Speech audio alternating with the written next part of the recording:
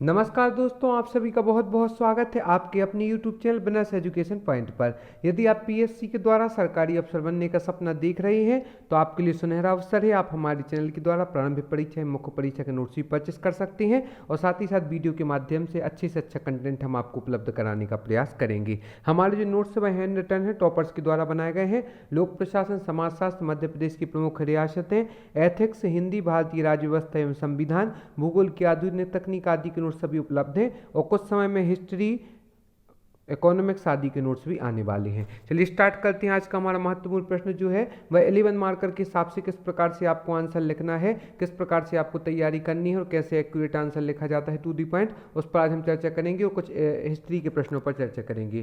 प्रत्येक प्रश्न का उत्तर अधिकतम 200 शब्दों में देना है। सभी प्रश्न अनिवार्य है, प्रत्येक प्रश्न अनिवार्य है, प्रत्येक प्रश्न 11 अंकों का होगा। अहिल्याबाई होलकर पर संक्षिप्त टिप्पणी लिखिए। तो हम देखते हैं किस प्रकार से आंसर की शुरुआत करना है। ममता एवं करुणा की देवी एवं होलकर वंश की शासिका अहिल्याबाई जी का जन्म 1725 ईस्वी में चौंडी गांव महाराष्ट्र में हुआ था। सर्वप्रथम उनका प्रारंभिक परिचय देना है कि कब एवं कहाँ पर जन्म हुआ था। दूसरी लाइन में इनका विवाह मल्हार राव होलकर के पुत्र खंडेराव होलकर के साथ हुआ था।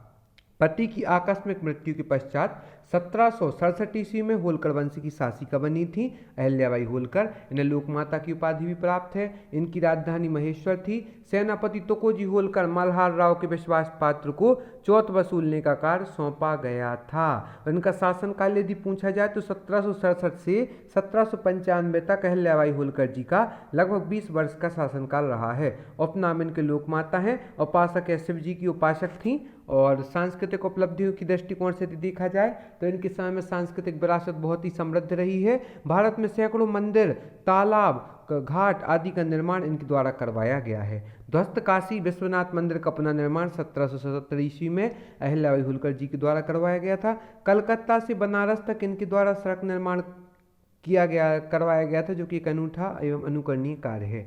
बनारस का अन्नपूर्णा मंदिर एवं गया के विष्णु मंदिर का निर्माण भी इनके निर्देशन में किया गया था। विशेष कार्य के दृष्टिकोण से देखा जाए तो विधवाओं को संपत्ति का अधिकार दिलाया है अहिल्याबाई होलकर जी ने।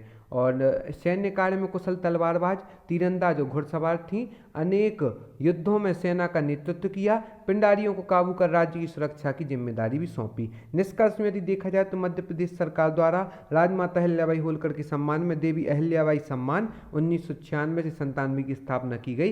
इंदौर हवाई अड्डे का नाम देवी अहिल्याबाई रखा गया था। तो प्रमुख रूप से जो बातें आई हैं कि 11 मार्कर में किस हिसाब से, क्योंकि पैटर्न जो चेंज हो गया है उस हिसाब से हमें आंसर को लिखना है। चलिए देखते हैं एक बार कुछ प्रमुख चीज़ों का रिवीजन कर लेते हैं। तो ममता एवं करुणा की देवी होलकर वंश की शासिका अहिल्याबाई का जन्म 1725 ईस्वी में चौड़ी गांव महाराष्ट्र में हुआ था। फिर इनके विवाह के बारे में बताया है, फिर इनकी राजधानी बताया है, सेनापति, शासनकाल, उपनाम इनको लोकमाता के नाम से भी जाना जाता था। उपासक है, शिव जी की उपासक थी। सांस्कृतिक उपलब्धियां भी आपके समस्त ज्ञात होंगी। विशेष कार्य ने विधवाओं की संपत्ति का अधिकार दिलाया। सांस्कृतिक विरासत इनकी महत्वपूर्ण रही है क्योंकि इन्होंने बहुत से मंदिरों, सैकड़ों तालाब एवं घाटों का निर्माण करवाया है। निष्कर्ष में देखा जाए तो मध्य प्रदेश सरकार द्वारा राजमाता अहिल्याबाई होलकर के सम्मान में देवी अहिल्याबाई सम्मान 1996-97 की स्थापना की गई। इंदौर हवाई अड्डे का नाम देवी अहिल्याबाई रखा गया था। मध्य प्रदेश का सन 1857 की क्रांति में क्या योगदान रहा है? यह बहुत ही आईएमपी प्रश्न है, इससे कुछ 3 मार्कर भी बन सकते हैं और प्रारंभिक परीक्षा के लिए भी उपयोगी है, तो इस प्रश्न को आप जरूर देखें। मध्य प्रदेश का सन 1857 की क्रांति में क्या योगदान रहा?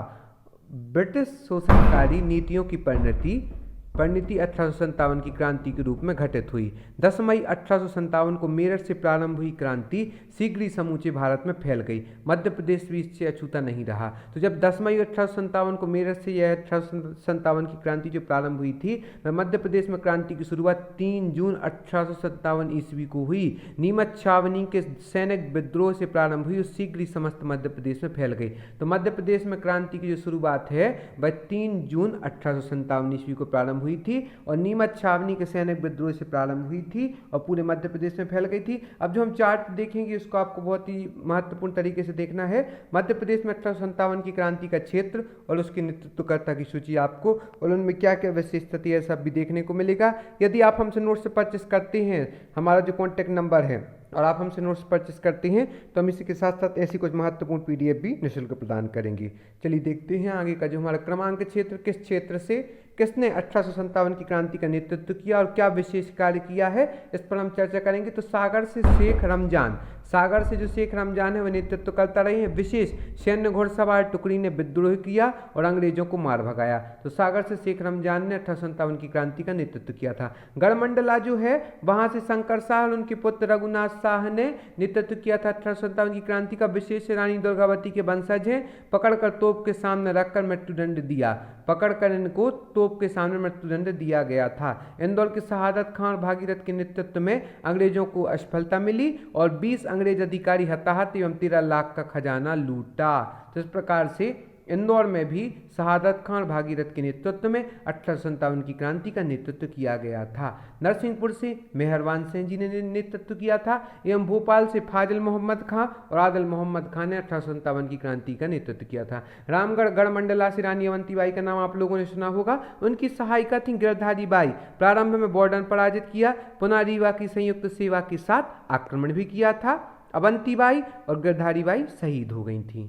इसके बाद कालपी, कालपी का नाम आपने सुना होगा। 1857 की युद्ध में जो क्रांति हुई थी वहाँ पर कालपी का नाम प्रसिद्ध है। कालपी ग्वालियर से जो नेतृत्व करता रही रानी लक्ष्मीबाई, आप सब जानते होंगे, जो कि झांसी की रानी थी। रानी लक्ष्मीबाई, तात्या टोपे सहायिका थी इनकी झलकारी बाई। ग्वालियर पर अधिकार प्राप्त किया था। हीरोज से युद्ध करने हेतु 18 जून 1858 ईस्वी में शहीद हो गई थी रानी लक्ष्मीबाई, तात्या टोपे एवं झलकारी बाई। सेंधवा से जो है 1857 क्रांति का नेतृत्व भीमा नायक ने किया था, जो कि 1868 में सतपुड़ा जंगल से गिरफ्तार कर लिए गए थे। एवं संबलपुर से सुरेंद्र राय, जो कि अंतिम समय तक विद्रोह किया। इस प्रकार से यहाँ पर 9 से 10 लोगों का उल्लेख किया गया है कि किसने किस क्षेत्र से 1857 की क्रांति का नेतृत्व किया और इनके अंतर्गत क्या विशेषता रही।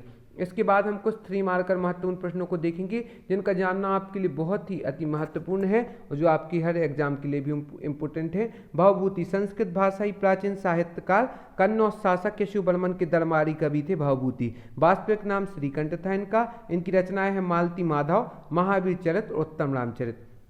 जो भवभूति हैं, जो 3 मार्कर प्रश्न होते हैं, इनमें या तो 10 शब्दों में या एक लाइन में आंसर देना है बिल्कुल एक्यूरेट, लेकिन हम आपको थोड़े 2-3 लाइनों में बता रहे हैं ताकि आपको जो सुटेबल लगे उस हिसाब से आप लिख सकते हैं। संस्कृत भाषाई प्राचीन साहित्यकार, कन्नौज शासक यशोवर्मन के दरबारी कवि, वास्तविक नाम इनका श्रीकंठ था। रचना इनकी मालती माधव, महावीर चरित्र, उत्तम रामचरित्र हैं। ताजमहल, ताजमहल का नाम कोई व्यक्ति ही अछूता रहा होगा जिसने ताजमहल के बारे में नहीं जानता हो। तो ताजमहल की स्थित आगरा में स्थित है।